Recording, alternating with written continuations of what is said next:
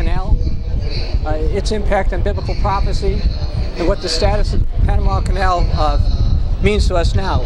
But first, I'd like to give a little background about this canal.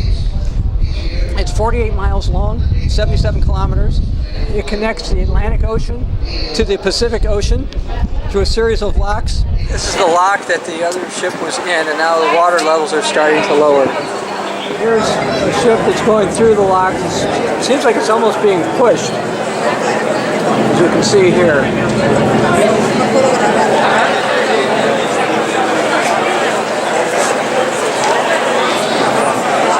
Panama Canal. It was recognized by the American Society of Civil Engineers as one of the 7 wonders of the modern world in 1994. There were some concerns about this starting in 1513. First time we believe that any Westerners crossed this area, and they were shown the Pacific Ocean.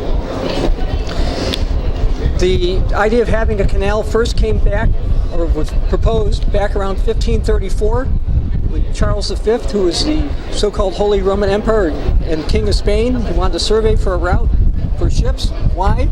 Because he wanted Spain to have a military advantage over Portuguese. So in other words, the original idea to have the canal had to do with military purposes as opposed to trade. In 1788, the United States one-time president Thomas Jefferson suggested that the Spanish should create a canal that could be less treacherous than going around South America to going around there. So they tried to do this. They looked at a bunch of different ways to do it and had all kinds of problems trying to make it happen. Eventually, back in 1889, a French company supposedly raised about $287 million, which is a huge amount for that time period, in the billions in modern times. They tried to build the canal. About 22,000 people died because of disease and accidents and everything else. Bankrupted many, many people. The U.S. actually also built a Panamanian railroad, and so for a while that was being used. Well, the French wanted to know what to do with this property that they had. They tried to sell it to the Americans for $109 million. The U.S. didn't want it. So what the United States said is, look, we're looking at Nicaragua instead to go across there. So because of that, the French were willing to sell the rights for $40 million, and the U.S. Were involved in it. And the U.S. basically had title to the land until 1999. In 1977, U.S. President Jimmy Carter made a deal with the Panamanians essentially to give it back. And the Panamanians now have control over it now, although they do have a lot of Chinese involvement in terms of running it. Now, what's this got to do with the Bible or with prophecy or anything else? Well, the Panama Canal, which is a big trading area now, a lot of ships go through, it's basically a sea gate. Over 1 million ships have gone through this, and the current average price a ship has to pay to get through the Panama Canal is about $55,000 US. Before we go further into the biblical aspects of this, I want to point out a couple of the operations of this particular canal. So there'll be a couple different scenes. We had to break it up because of crowds, noise, and all those type of things. So here we go.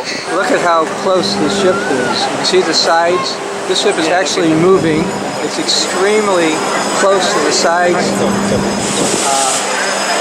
But they're making it. This is another one that's gone through the other side. This is a boat. It's one of the locks. It's filling up on the Panama Canal.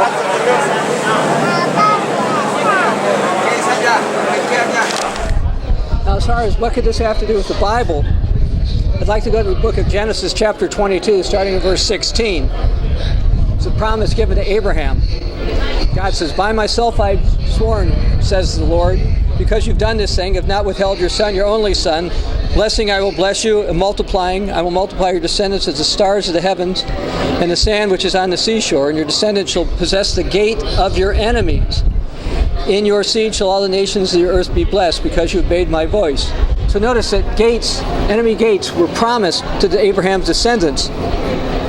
Now this goes even a little further. If you go to Genesis chapter 24, verse 60, there's a prophecy about Rebekah, who is the wife of Isaac, who is the son of Abraham. And it says, our sister. May you become the mother of thousands of 10,000s, and make your descendants possess the gates of those who hate them. And prosperity was also promised to Rebekah's grandson, Joseph, in Genesis 49. And blessings were promised for Joseph's descendants in Genesis 48. These are the British and U.S. peoples predominantly.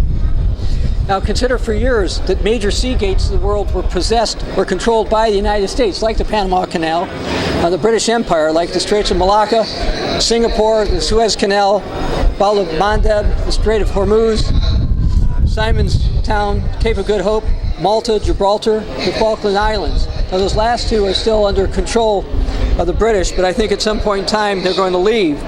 And many of them already have left, and they've left because of disobedience. I'd like to read something from the book of Leviticus chapter 28, starting in verse 24. The Bible teaches, "Do not defile yourself with any of these things, for by all these things the nations are defiled, which I am casting out before you. For the land is defiled, therefore I'll visit punishment and iniquity upon it. The land vomits out its inhabitants. You shall therefore keep my statutes and judgments, and not commit any of these abominations, either of your own nation or the stranger who dwells in you. For all of these abominations the men of the land have done who are before you, and the land is defiled, lest the land vomit you also out when you defile it, as it vomited out the nations that were before you." So there's a warning. Don't be like the pagans. Don't do the wrong things, and the land will vomit you out, or you'll lose your land. And in Leviticus 26, verse 25, I'll just read this one passage there. It says, "I'll bring the sword against you and will execute the vengeance of the covenant when you're gathered together within your cities, and I will send pestilence among you, and you shall be delivered into the hand of your enemy." Why? We're going to read a couple of verses in Deuteronomy chapter 28, starting in verse 58. "If you do not carefully observe all the words of this law that are written in this book, that you may fear this glorious and awesome name, the eternal your God, then the Lord will bring upon you and your descendants extraordinary plagues, great and prolonged plagues, serious and prolonged sicknesses." Now let's skip down to verse 63. "And it shall be just as the Lord rejoiced over you to do good and multiply you, so the Lord will rejoice over you to destroy you and to bring you to nothing. And you shall be plucked off from the land which you go to possess." And many of the sea gates have already been lost to the United States and the United Kingdom. The Panama Canal has been lost. And after the United States lost it, the Panamanians actually expanded it to make it bigger. The Straits of Malacca, Singapore, Suez Canal, Bab el-Mandeb, Strait of Hormuz, Simon's Tower, Cape of Good Hope were all lost by the British and American peoples. The fact that these sea gates were lost should show us that the blessings and the cursings of the Bible are coming to pass. The United States and Great Britain were blessed to possess the gates of their enemies for a long time that they did. Now they've been losing them over and over again, and ultimately they're also going to lose the Falkland Islands as well as Gibraltar, even though the people in the Falklands and Gibraltar don't want them to be lost. Biblical prophecy is coming to pass. This is Dr. Bob Thiel for the Bible News Prophecy, coming to you from the Miraflores Locks in the country of Panama.